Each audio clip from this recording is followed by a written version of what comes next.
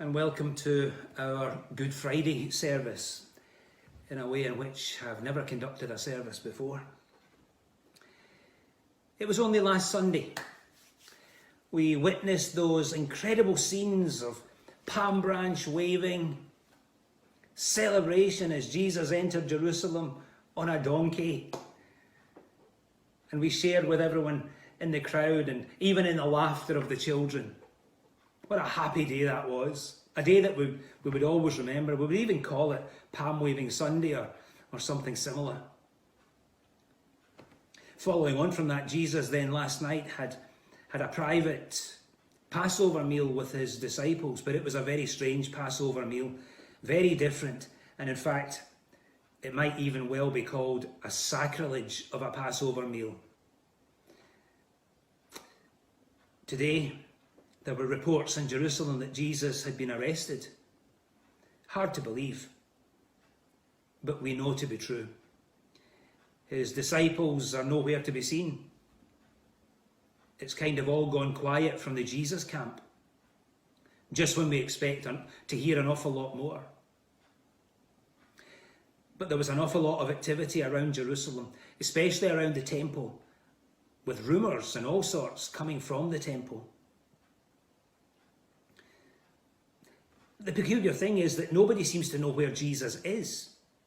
It's not the time for him to go missing. This is his high and holy opportunity. This is to be his crowning glory weekend. And he's just gone missing, and no one knows where. Because there were Roman soldiers. Did they have him? There was the temple guards. Did they have him? Where was he?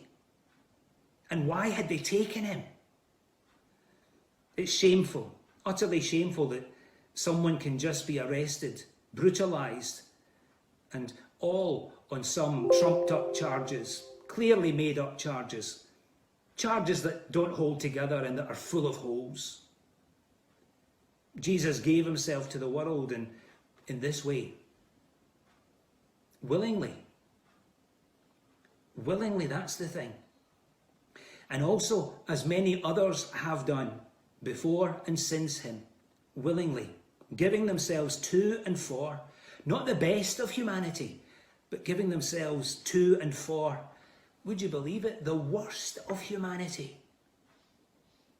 Please don't go, my darling daughter, don't go to Syria.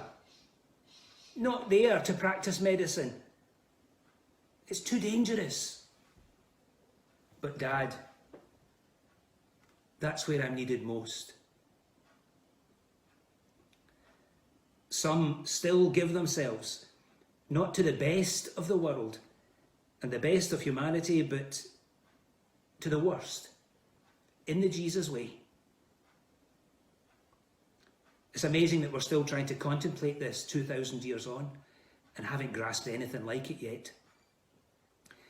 Jesus spoke about loving enemies, about giving to them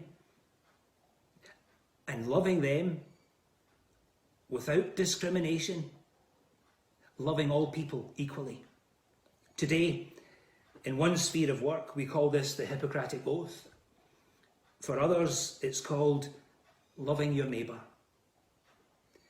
Jesus was being beaten to within an inch of his life. And Jerusalem didn't know. What goes on behind closed doors, eh? Jesus was then finally almost released. But instead of him being released, the religious leaders came out and coerced the population. The Jewish leaders came out and coerced, and the religious leaders still do the same today. And there was a great hue and cry, release Cardinal George Pell! Release Cardinal George Pell! So he was released. And Jesus again this year goes off to be crucified. Will the world never learn? Will the world never change? Those of faith couldn't believe their ears. We don't. We cry, what? How can this be happening? Jesus is innocent. You know he's innocent, and still you cry for his blood and for his life. How can you be so wicked? Anyway, in spite of you, Jesus, surely Jesus will display his glory any moment now. His disciples believed he would. Surely he would call upon 1,000 angels to his aid any time now. Surely he will call down fire from the sky like the prophets of old to consume his enemies any moment now. But he was led like a lamb to the slaughter. They watched as he was crucified. It's beginning to look less and less likely. Others were being crucified at the same time. There on the hill there were screams of torture. No wonder this place was called the Skull. This was a deathly, hellish place.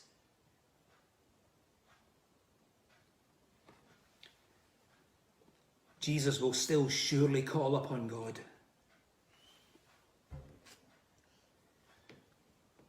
Then, from the cross, he does call upon God. Forgive them, Father. They know not what they do.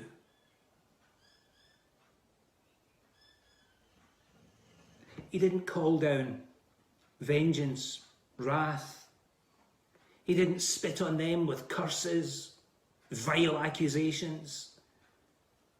No promises of judgment, just forgiveness. There was still a chance, though. He could still call upon God for deliverance. And the disciples wait expectantly. They've seen so much and heard so much from him before. They know he could. And he does call upon God again. This time to say, it is finished.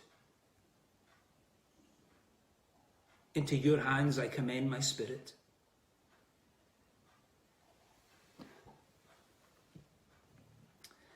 And he died. He just died. Can you imagine the heartbreaking experience?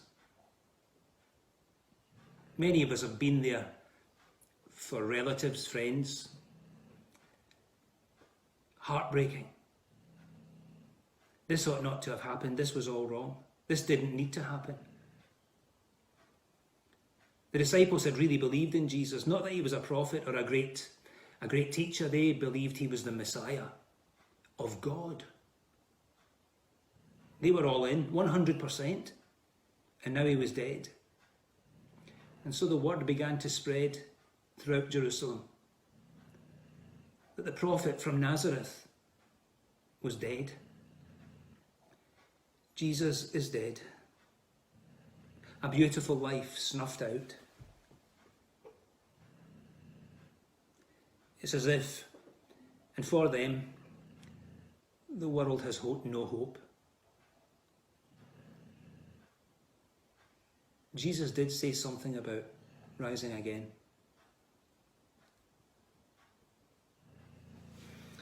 Yeah, that was then. That was then. But for now he was dead.